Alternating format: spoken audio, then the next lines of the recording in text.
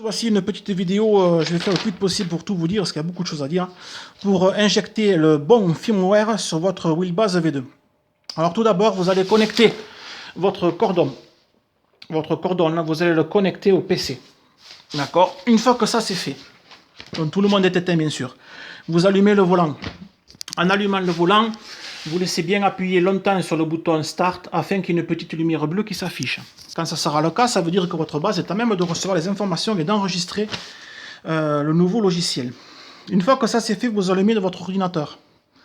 De là, votre ordinateur va reconnaître votre base. Et vous le verrez de par un icône. Je suis perdu dans ma liste là. Démarrer. L'icône périphérique sur la base est repérée. Vous faites double clic dessus. Puis vous allez sur le site officiel de Fanatec et allez sur les produits pour sélectionner le hub, autrement dit la base. Puis regardez dans Download. Petit 4. Petit conseil, ne prenez jamais des firmware version bêta. Oui, elles ne sont pas finies, il y a souvent des bugs. Donc là, par contre, vous cherchez la version CRSW 723. CRSW 723. C'est la seule version, du moins à ce jour, moi, que je connaisse, qui n'est pas de bug. Vous la dézippez, c'est-à-dire que vous la décompressez. Petit 5. La fenêtre du périphérique hub s'actualise et crée une connexion avec elle, autrement dit la base. Il faut que vous l'insériez dans cet emplacement. Cela vous permettra de tester les réglages du pédalier et du volant. Voilà, ça se passera sur votre PC. Lorsque vous injectez un nouveau firmware, surtout ne touchez pas le volant. Il va se mettre à tourner dans tous les sens. En fait, il se calibre. Il faut le laisser faire. Une fois qu'il a fini, il ne faut pas paniquer. Votre volant va rester vers 10h30, 11h. Ça, c'est normal. Enfin, normal ou pas, je ne sais rien. Mais on va le calibrer manuellement. C'est-à-dire que votre volant avec la main, vous allez le mettre bien droit.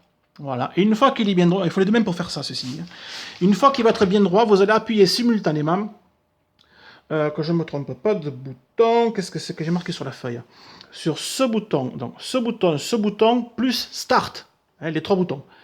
Celui-là. Et le bouton Start qui est là-bas. Donc, les trois boutons, clic. Et là, normalement, ici, il n'y aura plus écrit Call. Ça sera fini. Il y aura écrit S1 et S2. En fait, ça c'est des parties réglages. Quand vous voulez jouer, donc quand votre volant est configuré, il est vert. C'est-à-dire que là, c'est entouré de vert. Ça veut dire que vous êtes en mode Xbox One. Pour passer en mode PlayStation 4 et PC, vous appuyez simultanément sur ces deux boutons. Clic. Là, ça va devenir rouge. Donc, vous pourrez jouer à la PlayStation 4. Voici une petite liste. Ce sont les boutons de la PlayStation 4 par rapport aux boutons du Fanatec, à quoi ça correspond et tout. Voilà, vous ferez une pause pour tout relever. Voilà. Ensuite, si vous appuyez sur ce même bouton, hop, je redescends. Sur ce même bouton et celui-là, clic. Ici, ça va devenir bleu ciel. Ça veut dire que vous êtes en mode PlayStation 3. Voilà. Ceci est dit, normalement tout fonctionne. Voilà. Ici, c'est là où il y aura écrit, c'est là où vous allez régler tout votre volant. Alors, que veut dire SAN, par exemple? SAN, alors je vais aller assez vite. C'est le degré de braquage du volant, 150 degrés, 200, 360, 900 degrés. FF, c'est la force du retour de force. SHO, S-H-O, en fait c'est la force des vibrations, exemple les chocs, les vibrations des vibreurs, quelqu'un qui vous accroche à l'arrière ou sur le côté, vous le ressentez au volant, c'est ça. L'ABS, plus vous augmentez ces valeurs, plus les freins sont puissants. Maintenant, il faut voir aussi le réglage de BRF, comment vous l'avez effectué, parce qu'il y a des réglages qui sont associés entre eux. LIN, si vous le mettez au maximum, ça veut dire que le volant a une grande flottabilité de point milieu, avant de commencer de tourner dans le jeu. DEA, en fait c'est la zone morte, c'est la zone de non-retour, point milieu très large du volant, si vous le réglez au maximum par exemple. Drift donc.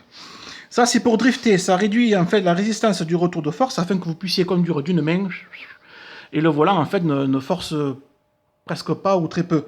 Mais là aussi ça dépend des sensibilités que vous avez mis dans les FFF et les SHO. En fait il y a beaucoup de réglages qui sont dépendants des uns et des autres. Fort, c'est l'instantanéité que vous avez en fait entre l'action que vous exercez sur le volant et ce que vous allez voir à l'écran. BRF, moi je trouve que c'est un réglage qui est très important celui-ci. Moi je sais qu'au début il fallait que j'appuie sur la pédale de frein comme un fou, quitte presque à plier la pédale en deux pour que ça freine fort, quoi. En fait, BRF, si vous le réglez à son maximum, par exemple, plus vous allez monter en réglage BRF, plus la pédale va être très sensible. Presque, même en la caressant, ça va freiner à fond, quoi. Alors, par exemple, mes réglages à moi pour jouer sur PlayStation 4 à Project Cars.